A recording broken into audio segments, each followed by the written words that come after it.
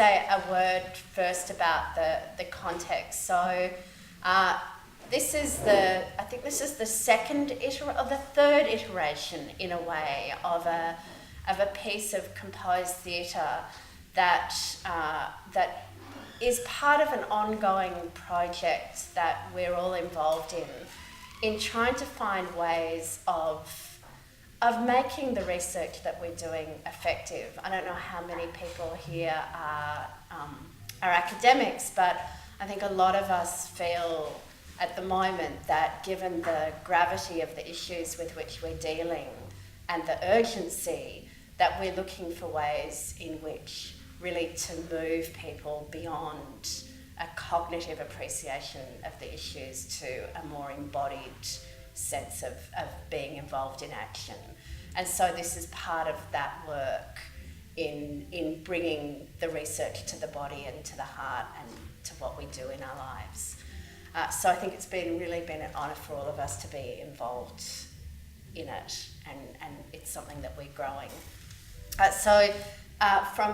From right towards me, David Schlossberg is Professor of Environmental Politics in the Department of Government and International Relations, and he's co-director of the Sydney Environment Institute. His work focuses on contemporary environmental and environmental justice issues, and he's particularly interested in climate adaptation and planning, and also material cultures, which is what he's working on now, material environmentalism, sustainable materialism in everyday life.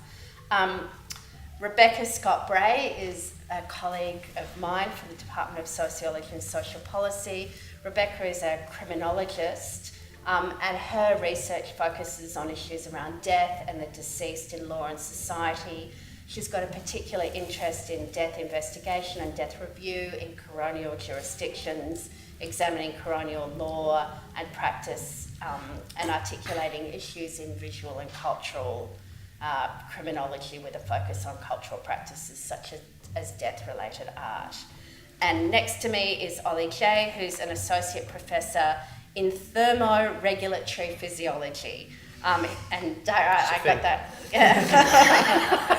I know, sociologists and political theorists just learning about this.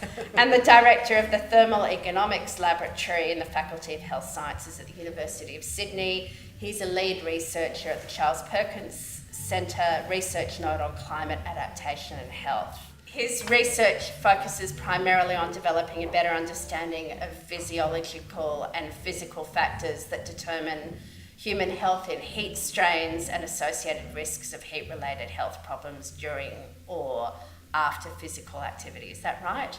As well as among general population during heat waves, which is obviously relevant to tonight's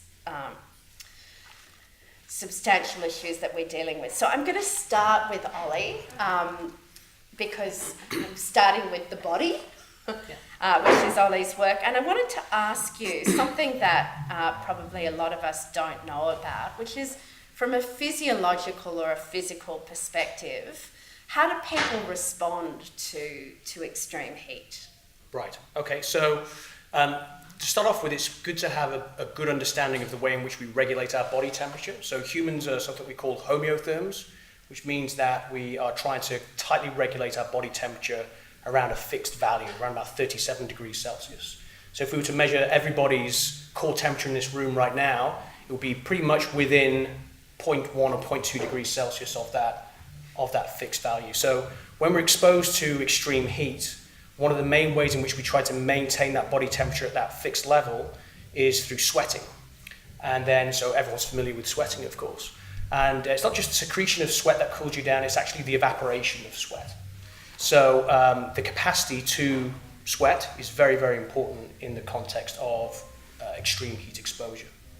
And the problem with older individuals, for example, is that as we gradually age, once we get over the age of around about 60 years old, we see an age-related decrement in the ability to sweat.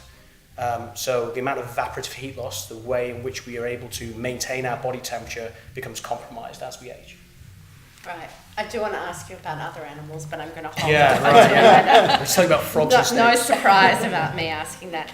So from a social or political perspective, How do those physiological responses interact with issues of social, economic inequality?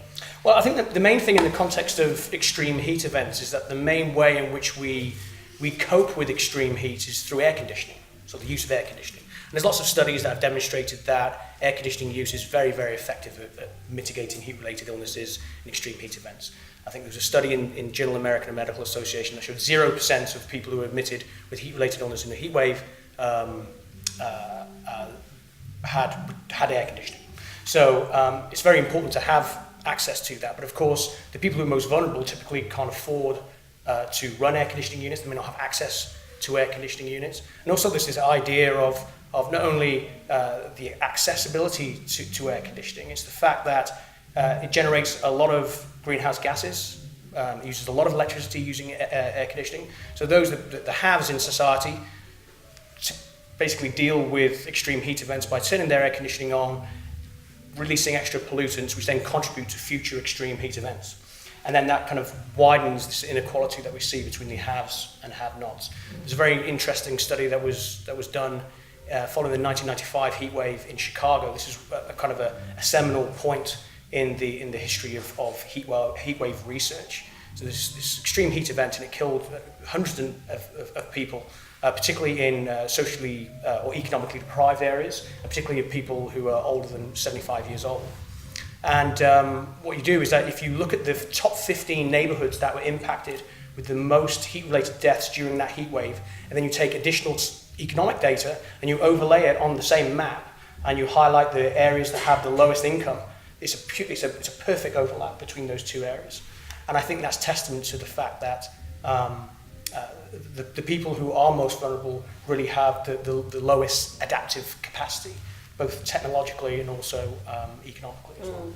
This might be a question for Rebecca, and come in if it is, but I'm thinking about the stats that have just come out about the deaths in the Puerto Rico hurricane, and how many of those deaths weren't registered as deaths because they were indirectly related to the hurricane. So in that Chicago incident that you're talking about, were most of those people who died as a result of the heat wave, was that acknowledged that it was heat-related deaths, or was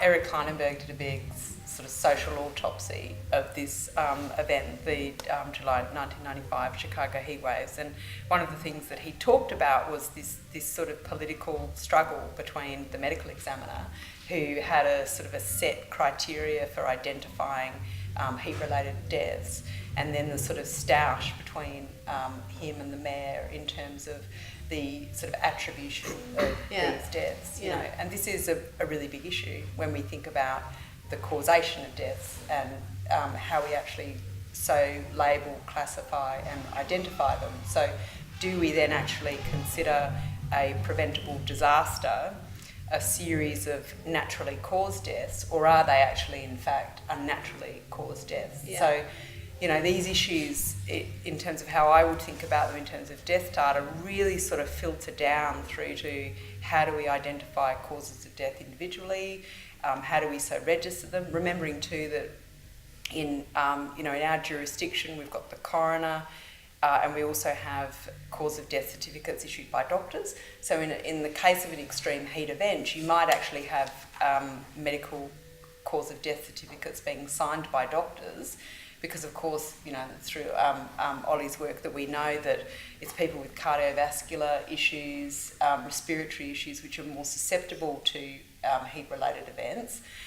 So then the question of causation becomes, how do you actually classify these deaths? You know, are they directly attributable to an extreme weather event, or because someone has a sort of an underlying condition which exacerbates or makes them more vulnerable in these circumstances? So in some cases you have death certificates being signed off by doctors, and in other cases you have doctors who are unprepared to sign death certificates, and their deaths are reportable to the coroner.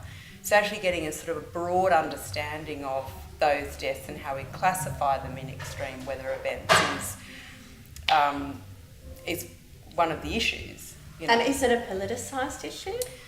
Well, I don't think Well, it depends what you mean by a politicised issue, because I think that, for example, the 2009 heatwave in Victoria, in the southeastern state of Victoria and South Australia, and also in 2014, were examples where you had a very sort of clear recognition from the Victorian Institute of Forensic Medicine and the Victorian Coroner's Office that really they were sort of overloaded and they were having to sort of outsource their mortuary management to hospitals and other facilities because they just couldn't accommodate the excess deaths in their facility. So you have an awareness, I think, of the impact of an extreme weather event, but then how we actually sort of respond to it and deal with it, politicise it, make it a social issue, reform policy,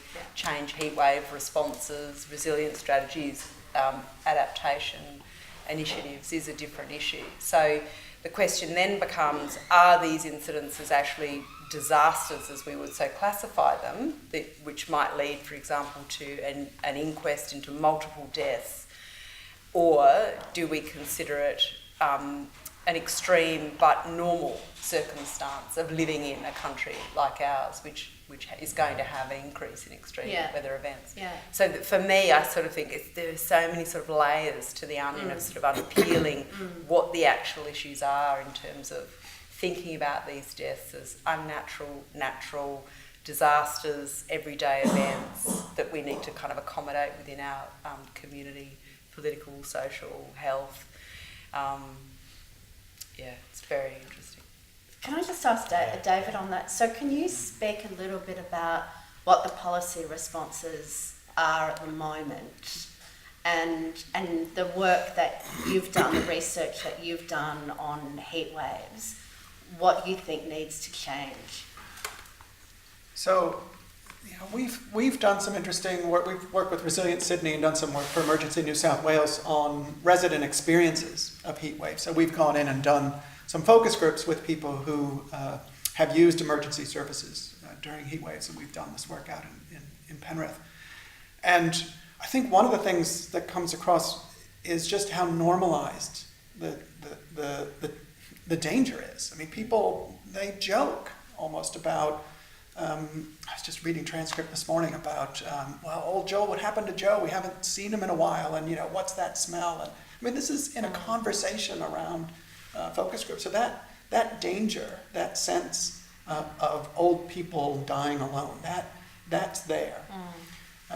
But the other thing that comes out, I mean, in some ways there's the psychology of that response, but the whole heat wave events stress people out because there's their own physical response, there's taking care of people who can't deal with heat.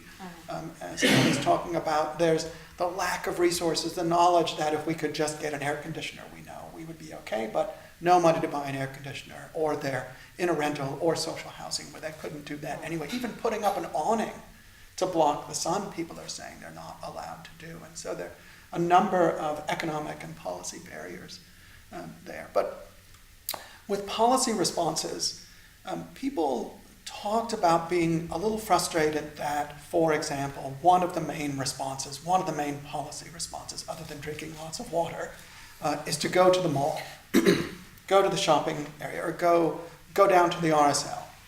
And people would say, we don't have the money, I'm not going to bring my kids to the mall because of the economic stress. So you'd move them from one stressful situation to another, and there would be that anxiety. And so just the idea that there isn't any free social space, even the RSL, people would be expected to buy a drink or something. So there was this economic pressure on people.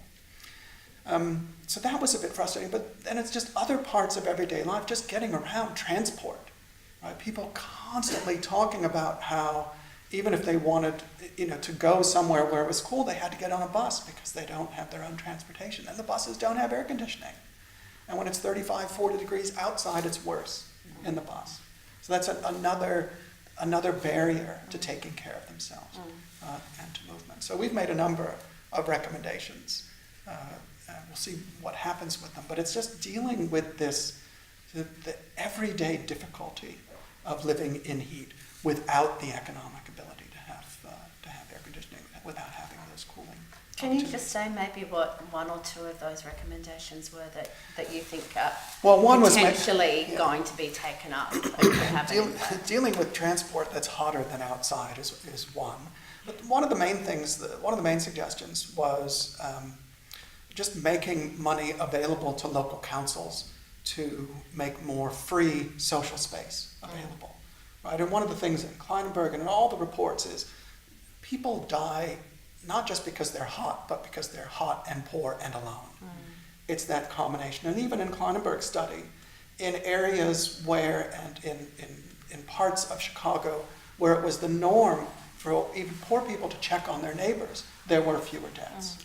Right? It's when you don't have that sort of check-in. So any kind of policy that allows people to move out of this space or to check in or to develop that sort of just a chain of social check-in would be another way of just making sure people are okay, and if they're not, to get them out in some way. Oh, you wanted to say something before? Yeah, no, I was just thinking about the classification of deaths during heat waves, and I think one of the problems, potentially from a physiological perspective, is that people normally assume that if you die in a heat wave, it's because you get too hot. I know that sounds obvious, but there is a critical rise in body temperature, and you die of something called heat stroke, which is a cascade of events, which is really quite nasty, where you basically have a low level of blood delivery to your gut, and your gut becomes leaky, and the endotoxins leak out of your gut into the interstitium, and you basically die of a sepsis response, which is it's pretty grim, right? So then you start having clotting inside at different parts of the body, shreds your kidneys, etc., etc. So that's what happens when you have very high body temperature. But one of the primary causes of death, particularly among people with cardiovascular diseases, is cardiovascular collapse.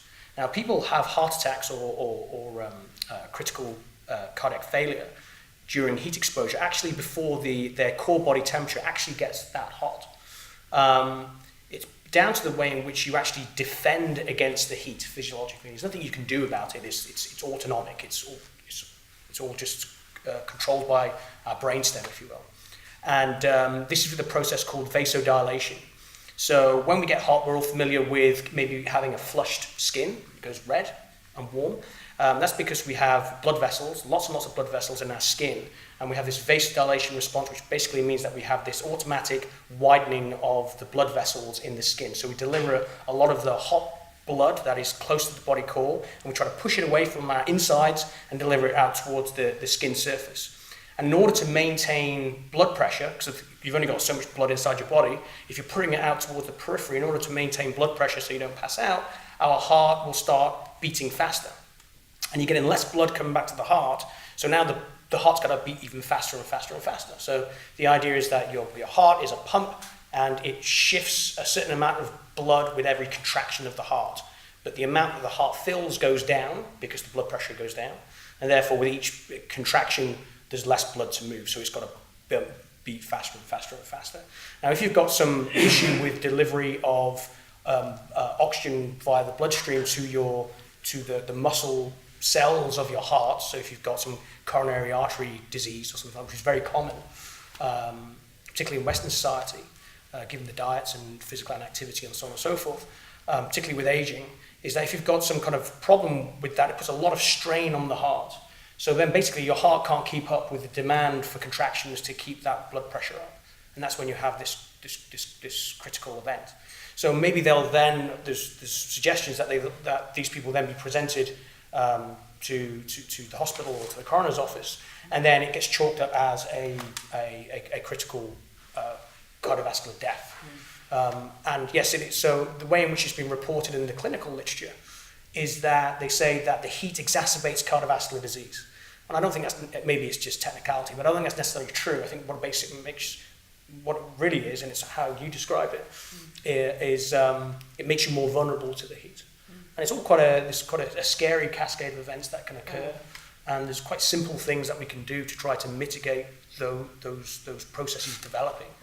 But the thing that we really rely on at the moment is air conditioning, and that's just not a solution, both socially, environmentally, and so on. Did you want to say I something? just wanted to point out, I mean, short of death, there are lots of issues as well. Yeah. Right, I mean, this is what, and of course, we're talking to people who live through a heat wave, and so it's just the stress and the distress of those kinds of events, the discomfort and the stress that comes from trying to take care of oneself, for example, while you're trying to take care of others, or trying to take care of oneself when you are that uncomfortable and have to go to work, or can't go to work, or have to deal with That's a kids. really good point. So I think because comfort drives a lot of things, a lot of behaviour, doesn't it? And that's another thing that is something that's critical to keep in mind, especially when we're trying to convey the impact of these types of events on society. Oftentimes when we're applying for our grants and things like that, especially organisations such as NHMRC and things like that, National Health and Medical Research Council, they want to know, all right, how many people die? Yeah. But it's beyond that, it's the idea of what's the level of distress that people are experiencing because of these things. That was the number one thing that people talked about, was the emotional distress of the heat wave. And all of the effects of that in terms of interpersonal violence and So yeah, much. Everything yeah. involved with that, emotional distress Yeah. was so key.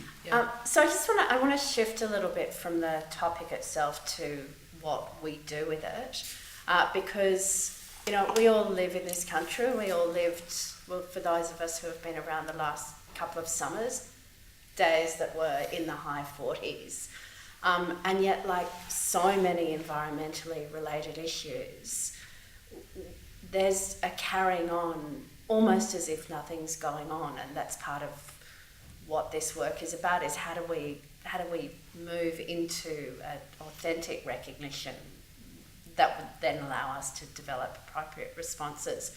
So Rebecca, I want to start with you because this is an area of your research.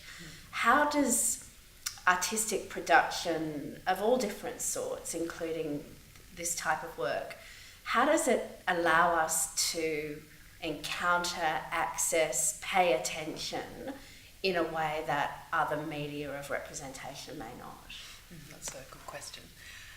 Well, I think art's very powerful in its capacity to enable people to sort of do a deep dive, intense, or have a deep dive sort of intense encounter with something that they might not have otherwise thought about. But when I think it's tied to death, it has a particular kind of emotional pressure or imperative. So I'm interested in art that tries to sort of navigate death-related issues, and I think that when you read the media around sort of heat waves or extreme weather events such as heat waves, or so there was a study just recently released that there's going to be a sort of 471% increase in the number of deaths across Australia in the next decade or 20 years related to heat-related deaths and events. So we sort of, these things roll out periodically before we hit the summer period, and then there's all these kind of health resilience plans around check on your neighbour, and pictures of old ladies in sort of buckets of water with ice and things like that. But I think that this question of normalisation is a really important one. It's sort of how do we then relegate these very sort of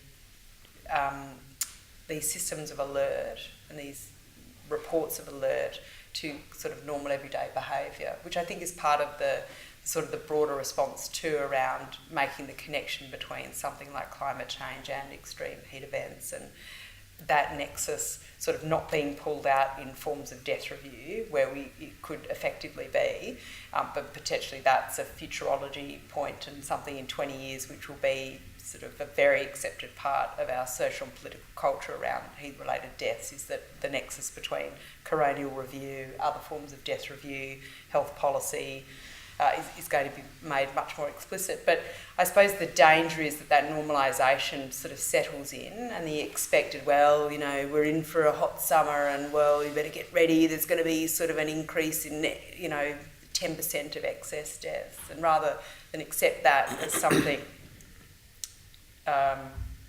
inevitable, that art, I suppose, enables you to sort of have a slice of something that you can actually feel the horror, the sort of the distress, the depression, And then also, I suppose, a space of hope where you can sort of say, all right, well, this is actually a significant issue, and how can we sort of mobilise our attention towards it to think about things like how we interact with our environment or our community, how you mobilise your own sort of everyday awareness of issues around impending heat-related events. And I think that sort of the affinity between art and death-related issues has a kind of a really long history and a very sort of productive history. It's just, I suppose, an extension. It's almost as if there's a political activism to work that engages with issues such as climate change. You know, traditionally, death-related art relates to, you know, sort of memento mori and, you know, the art of dying and, you know, skulls. Let's look at skulls again and their kind of place in history. Whereas I think that an artwork like this is actually a longitudinal exploration of a very sort of real, live, happening and also impending issue that we're increasingly going to be having to deal with. So in that sense, it sort of twists our understanding of death-related art, but enables, I think, a deeper engagement with the issue. The issue being, you know, how we not only manage bodies, but how we manage communities, how we manage living, how we manage dying, classification of disease, classification of response, but also, you know, this sort of notion of near misses. You know, the question of extreme heat is also found in the near misses. You know, the question of how we manage those. It's a tenuous balance, though, isn't it? Like it being brought in to be present so that it becomes real and not just normalised and not dismissed in the way that we do, but then not being so overwhelmed that we just turn away. Yeah. Well, I mean, I think that's an issue with you know, anything that you encounter, but I also think that in the context of how we sort of have lived our lives in the past sort of 6 months in Sydney, if people have been in Sydney in the last 6 months, you know that something's amiss. That there's something wrong with the weather. You know, it's you know, the climate's not going well. You know, and I think, I mean, I don't know about other people, but for myself, I think, you know, it's going to be 26 on Wednesday. I mean, that's you know, it was 17 today or 16 or whatever it was, and then we were sort of lurching between these different extremes in temperature at this time of year. We had sort of the second highest recorded temperatures in July. There is this sort of mood, I think, in society, certainly within Australia, that, you know, we're in for a rough one, you know. But yeah, how you sort of manage the question of complacency in the face of a sort of a normal changing climate, and then the sort of the need to address it are very different things. But I think that, you know, short of some sort of wholesale excavation of these issues at a sort of a social and political level, it's those it's those moments of kind of art-related engagement that do enable you to, you know, have a sort of a connection with your own feeling and your own thinking about things as well. So, I want to ask the same question to both David and Ollie. So, as a scientist and as a social scientist, refracting your work through this type of artistic production is not traditionally what you would have done. So I'm interested in what's it been like for you, and has it allowed, have you felt that it's allowed you to move in different directions? Has it opened up different audiences? You know, I'm interested in what your experience is as researchers, because a lot of us are interested in how do we collaborate with different forms of media. So what's it been like? David, do you want to give it? Yeah. I mean, in the climate space, in sort of climate science and climate social science, there's this whole debate about just overwhelming people, right? That it's just more data, it's you know, the science and more science, and we know the numbers. We know more people are going to die in a heat wave this summer. We know it's coming. We know we had more last year. Every time we have, and we know these things, and yet I think what happens when we do work like this is people see it, they feel it, they experience that knowledge in a different way, right? It's just a different way to represent, it's a different way to absorb the knowledge. And I thought it was interesting in the focus group that we did of the audience, and I mean, I'm biased because this is my wife I'm going to talk about, but, you know, someone who I talk to all the time about this kind of work and about, you know, the data and all of that, after seeing the last performance, went down the street to a neighbor to check in on her during the last heat wave. And it was because it was that visceral experience of a show like this. Knowing is one thing, feeling and being immersed in that, I think, is it's just another way to communicate. It's another way to get people to feel and to respond to what it is we're doing. Well, and if you think about the sort of the health plan or the sort of the heat wave plans that they have in Victoria, where they list that, right? They list that as a thing. Well, you should go and check on your neighbour, you know. But who sort of reads that? Who reads these media reports and goes, "Oh yeah, I must go and check on my neighbour," you know? Whereas, I mean, I had exactly the same response to the performance. It's like, went and visited my very, very elderly next door neighbour who speaks very little English, is quite isolated. Her son comes to visit her every few weeks, but for that sort of engagement, who knows? So I just think getting the research out there in as many formats as possible, right? So we publish in scientific journals, we present at conferences, we do work with the city or whatever, but this is just another way to communicate the reality of what's happening to us. And it seems to be a way that has an affective dimension and actually captures people's desire, like what do people want to do instead of just what do they know they ought to do. Ollie?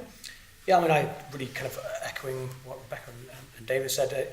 It's I think from my personal perspective, one thing I see all the time in my discipline, my scientific discipline, which is really physiology, is that it's the same people that go to the same conferences, they share this, they're talking about the same things all the time, published in the same journals, and there's got to be more to life than that, right?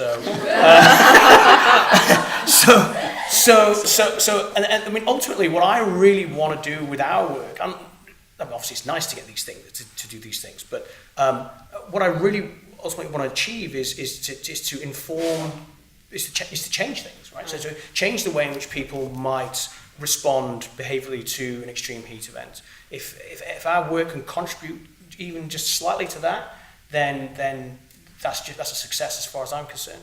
But we're not going to achieve that going through the normal scientific avenues, or it's going to be very difficult to do that because you're in an echo chamber. Working on projects like this or working with organisations like this, it's an opportunity for people who to hear about our work that wouldn't necessarily know about it otherwise. They wouldn't necessarily, not saying they all wouldn't read scientific journals, but most of us don't. So it's just an opportunity to get our work out there and spread it, and also inform what we're doing as well. So that's another thing that's been really rich from this experience, is that we're not operating in this little silo where we're designing our experiments in our chamber and we're doing these measurements and doing it in a way in which we think it should be done. It's informing. We're finding out what the real problems are on the ground, what the real problems are in society, and getting that information and finding solutions to the real life problems, as opposed to kind of just trying to imagine what they are. We're actually getting that information. I think that's incredibly valuable. Can I just say one more thing about it? One of the nice things about an experience like this is we talk to one another. Yeah. Right, so we get out of it. I mean, that bubble is a disciplinary bubble as well. Yeah. And so to be able to converse across these different experiences, these different sort of takes and knowledges on the event and then in the arts as well. I mean, I can certainly echo that. I think that there's a way in which this project and an increasing number of projects around the Sydney Environment Institute are opening up communities of conversation, both inside and outside the university. Thank you very much for joining us, and to the panel, and of course to Michelle. Thanks.